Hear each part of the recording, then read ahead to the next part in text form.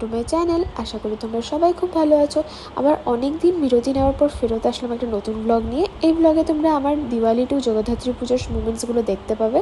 শুরুতেই দেখাচ্ছি যে আমাদের বাড়িতে ধনতেরাসের পুজো কীভাবে পালন করা হয়। তোমরা অনেকেই হয়তো জানো যে ধনতেরাসের দিন ধন্বন্তরী ভগবান আর কুবের দেবতার পুজো করা হয়, আর তার সাথে সাথে যমদীপ দানও করা হয়। কথিত আছে আজকের দিনেই ভগবান ধন্বন্তরীর আবির্ভাব হয় সমুদ্র মন্থন থেকে। তার হাতে থাকে অমৃত কলস আর নানা রকম ঔষধি, আর তাই ভগবান ধন্বন্তরীকে ঔষধির দেবতা মনে করা হয়।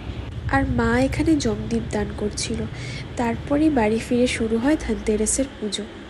আর এই মুহূর্তটা আমার সত্যি খুব ভালো লাগে, যখন মা আরতি করে পুরো বাড়িটা ধূপধুনের গন্ধে আর আরতির আলোতে আলোকিত হয়ে ওঠে। ধনতেরাসের এই শুভ দিনে আমরা প্রার্থনা করি মা লক্ষ্মীর আশীর্বাদ যেন আমাদের ঘরে আলো, শান্তি আর সমৃদ্ধি এনে দেয়। এই আলো যেন সব অন্ধকারকে দূরে সরিয়ে নতুন আলোর পথে নিয়ে যায় আমাদের সবাইকে। Hi guys, once second welcome to my channel. ধনতেরাসের অনেক অনেক শুভেচ্ছা সবাইকে। আর আমাদের পুজো জাস্ট শেষ হলো আর আমি এখন বসে আছি। আমার এই সুনামিটা এসছে।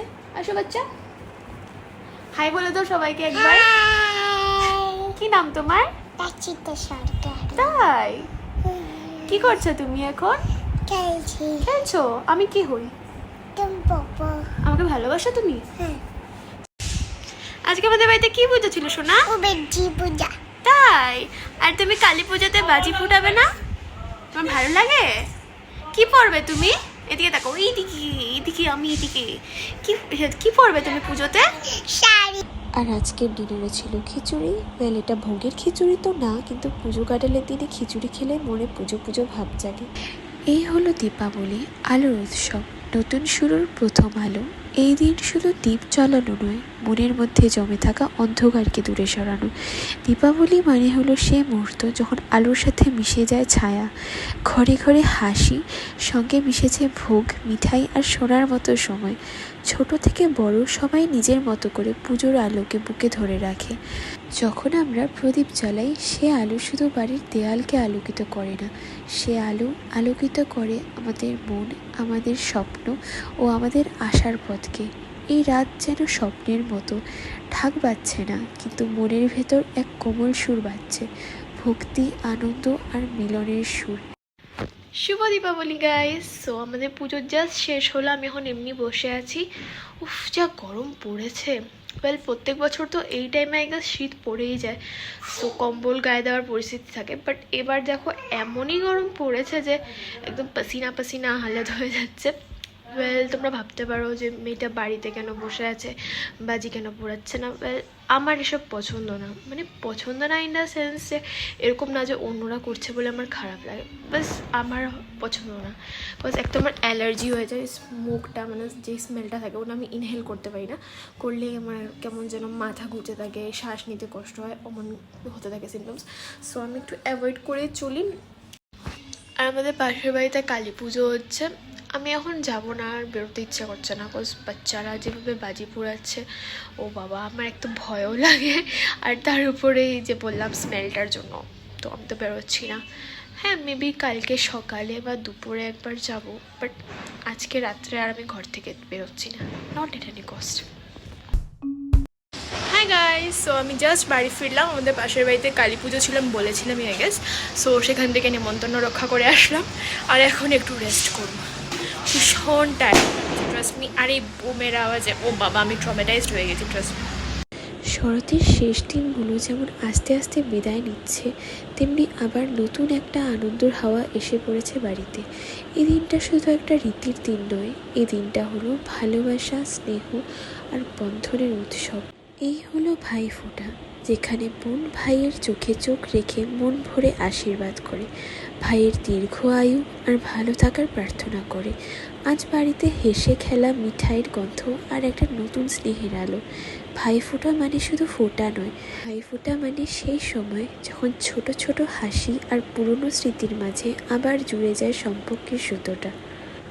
আর আমি চাইবো এই ভ্লগের মাধ্যমে তোমরাও আমাদের এই ছোট্ট সেলিব্রেশনের আলোটা ফিল করো। আমাদের মতো তোমাদের দিনও ভরে উঠুক স্নেহ আর ভালোবাসার আলো। আর আমার এই ছোট্ট ভাইটা যে দেখতে দেখতে কিভাবে এত বড় হয়ে গেল, সত্যি বুঝতেই পারলাম না। যদিও আমাদের এজ গ্যাপ খুব বেশি নয়, শুধুমাত্র 2 বছরের, তাই আমরা অনেকটা ফ্রেন্ডের মতন। কিন্তু ওর একটা স্বভাব আছে, ও আমাকে খুব রেসপেক্ট করে। ও কিন্তু আমার মামার ছেলে, আর আমাদের দুজনের থেকেও বড় দুজন দিদি আছেন, তারা আমার মাসির মেয়ে। আমি একটা জিনিস খুব নোটিস করেছি, ভাই ওদের সাথে হয়তো মারামারি ঝগড়া এসব করে, কিন্তু আমার সাথেও কখনোই এরকম ব্যবহার করে না। ওর আমার টুয়ার্ডস বিহেভিয়ারটা অনেক পোলাইট, কিন্তু এটাকে ফর্মালিটি বলা যাবে না, এটা শুধু আমাদের ভাই বোনের বন্ধন, যেটা হয়তো একটু আলাদা।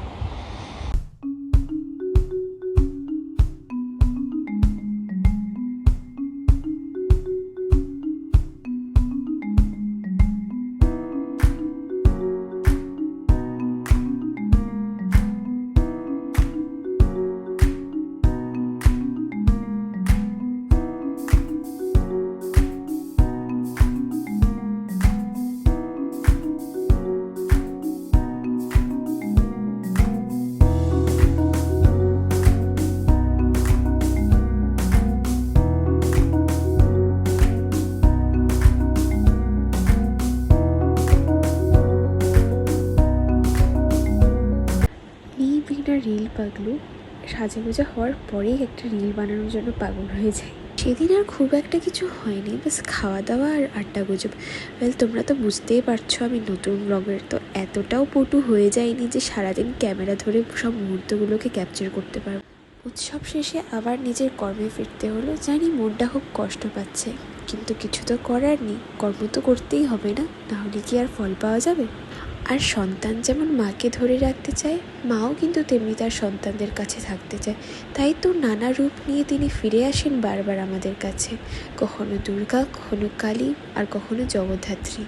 আর মায়ের টানিয়ে কিন্তু আমরা চলে গেছিলাম ভারত সেবা আশ্রমে মাকে দর্শন করতে।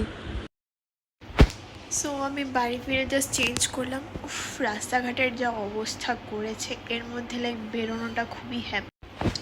উৎসবগুলো আসার আগেই মনে হয় সব আনন্দ, আসলে যে কীভাবে শেষ হয়ে যায় সত্যি বোঝা যায় না।